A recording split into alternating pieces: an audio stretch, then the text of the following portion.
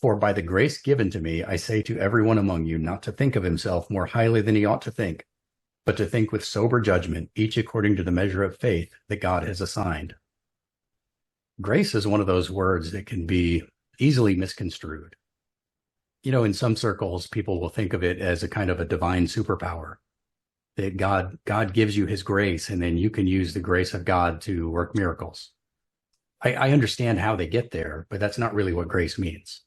Grace is a quality of God himself, not something that he can put into you. Now, he can certainly, part of that transformation that we're supposed to undergo is to develop grace, which means giving favor to other people.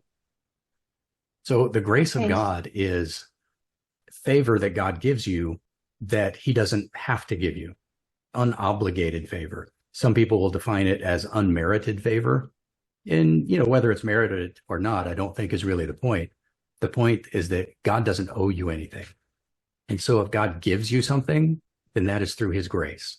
And that includes our salvation, forgiveness, all of those things are by the grace of God alone, because there's nothing we could ever do to force God's hand and make him owe us anything.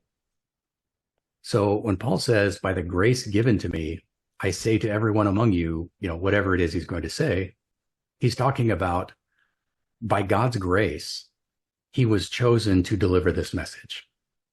God didn't owe it to him, didn't owe him any status. And in fact, what God really owed Paul was probably death, because Paul was complicit in the murder of many people, and he was a blasphemer. But God had grace to forgive him and then to appoint him as an apostle to the nations. And so this is the authority that Paul is claiming to speak to people. He is saying, by God's grace, by his forbearance, he gave me this mission to go to the nations and to teach his commandments, to teach about the Messiah, the gospel, the coming of the kingdom. And so Paul is saying that by the authority that God has given him through God's grace, he is instructing them in not to think more highly of themselves than they ought. And in part, this is because this was Paul's problem before. This is the thing that God saved Paul from. He thought that he knew God's law better than anybody else. He thought that these other people who were, following this wandering preacher who had been killed like a common criminal, that these people were criminals themselves, and they deserved to be punished. They deserved to have false accusations thrown against them. And then God turns around and forgives him for all of it.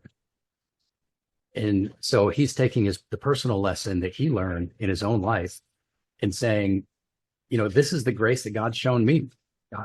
This is the grace that God had shown me when I was at my worst.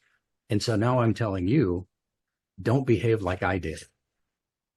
Give each other space and give each other grace, like God has given to us.